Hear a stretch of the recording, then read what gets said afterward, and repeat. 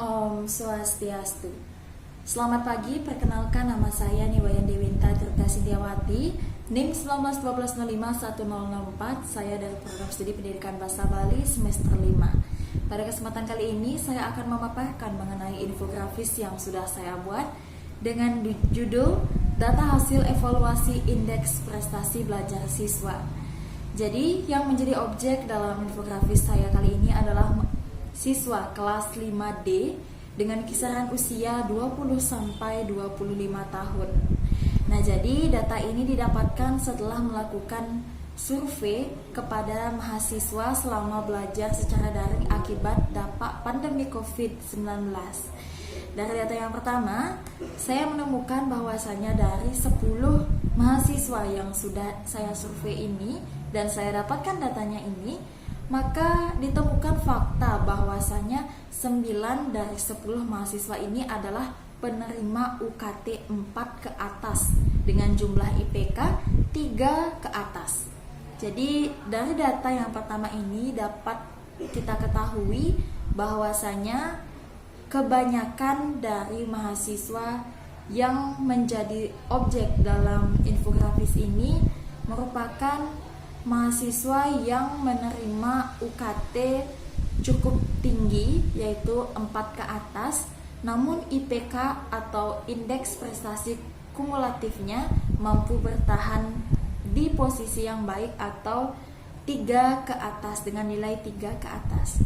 Kemudian data selanjutnya saya mendapatkan bahwasanya rata-rata 71% dari 10 mahasiswa ini menyatakan bahwa mereka merasakan kecemasan dengan adanya kegiatan pembelajaran daring ini. Nah, tentu saja mereka memiliki alasan masing-masing ketika ia sudah mengatakan bahwasannya dirinya cemas ketika mengikuti pembelajaran secara daring ini. Kemudian pada bagian selanjutnya ini ada persentase fokus belajar siswa secara daring. Nah, jadi fokus ini dibagi berdasarkan dari total 10 siswa ini hanya sebagian yang memiliki motivasi belajar yang cukup tinggi. Jadi dari angka 1 sampai 10 hanya 50% yang memiliki fokus belajar yang tinggi dengan angka 8. Kemudian untuk 10%-nya itu fokusnya masih 4, kemudian 20% fokusnya itu 6, dan untuk sisanya yakni 20% itu fokus 7. Kemudian pada grafik lama waktu tidur atau jam istirahat mahasiswa ini, nah dari grafik ini kita bisa lihat bahwasanya sebagian siswa memiliki jam tidur yang kurang, yakni jika diakumulasikan jam tidurnya itu ada di bawah 6 jam. Kemudian fakta menarik selanjutnya adalah dari data yang didapatkan, yaitu indeks prestasi kumulatif yang diperoleh oleh mahasiswa. Yang terkecil itu ialah ia yang memiliki kecemasan belajar yang paling tinggi dengan durasi tidur yang sedikit pula. Nah, ia juga merupakan mahasiswa penerima UKT terkecil.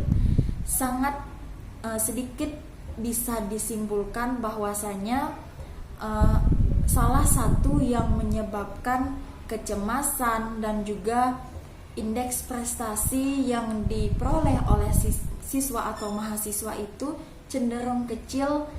Dari data ini bisa disimpulkan bahwasanya ada siswa yang mendapatkan atau mempunyai kecemasan belajar yang cukup tinggi. Jadi itu bisa mengganggu jam istirahat ataupun jam tidurnya jadi di bawah 6 jam, dan karena ia merupakan seseorang yang menerima UKT kecil atau UKT 1. Jadi untuk motivasi belajarnya itu mungkin sedikit daripada siswa yang memiliki atau mendapatkan UKT yang lebih tinggi dengan pacuannya yang lebih tinggi atau motivasi belajar yang lebih tinggi.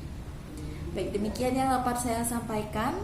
Apabila ada salah kata, saya mohon maaf. Saya tutup dengan Paramasanti. Om Santi Santi Santi Om.